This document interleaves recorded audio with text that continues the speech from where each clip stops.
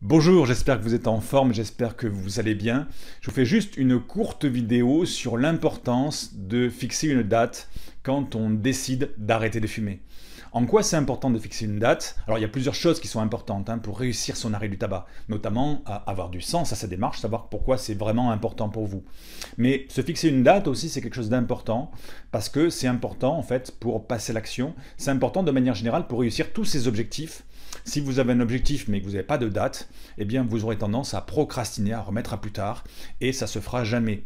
Alors que si on se fixe une date, pas une date trop près, pas une date trop loin, une date qui est pertinente, eh bien ce que ça va faire, c'est ça va vous donner une sorte de pression positive, pas négative mais positive, qui va vous permettre de, consciemment ou inconsciemment, tracer le chemin, mettre en place toutes les étapes qui sont nécessaires pour pour vous donner toutes les chances d'atteindre votre objectif à la date donnée. Si vous ne faites pas ça, eh bien, vous allez y penser, vous allez peut-être culpabiliser de rien faire, mais il ne va rien se passer.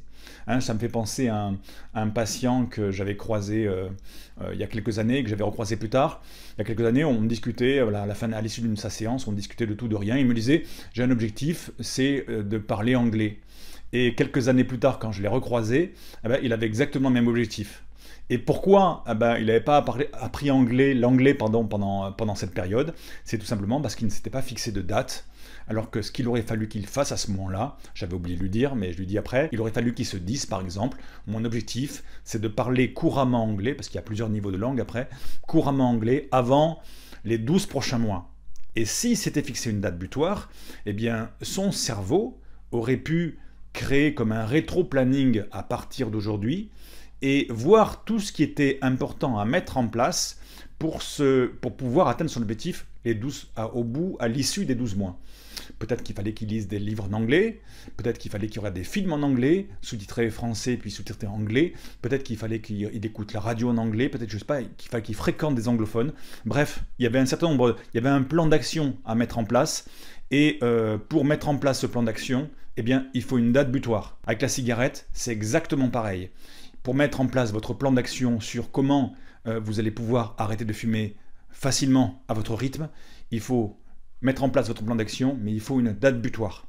Voilà, j'espère que ce conseil vous inspirera, va vous permettre justement de passer à l'action.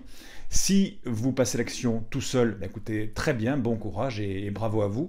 Si vous avez besoin d'une petite aide, eh bien n'hésitez pas à cliquer ci-dessous, sous la vidéo, parce que vous trouverez mes programmes en ligne qui vont vous permettre, en fonction de votre niveau d'addiction, de pouvoir arrêter plus facilement, sans le stress, sans le manque et sans prendre de poids. Et puis vous trouverez également sous cette vidéo un lien gratuit vers mon groupe privé Facebook qui s'appelle Adieu la cigarette. Et dans ce groupe, eh bien, je fais des lives tous les 15 jours pour vous donner un maximum de contenu et on fait des exercices hypnotiques et je réponds à vos questions. Tout ça pour nourrir ce cheminement, pour vous permettre d'atteindre votre objectif plus facilement. Voilà, j'espère que cette vidéo vous a plu. N'hésitez pas à lâcher un pouce si c'est le cas, comme le veut la coutume. Et n'hésitez pas à partager autour de vous, auprès de vos amis, de vos collègues, de vos parents fumeurs. Je vous dis à bientôt pour une prochaine vidéo. Bye bye.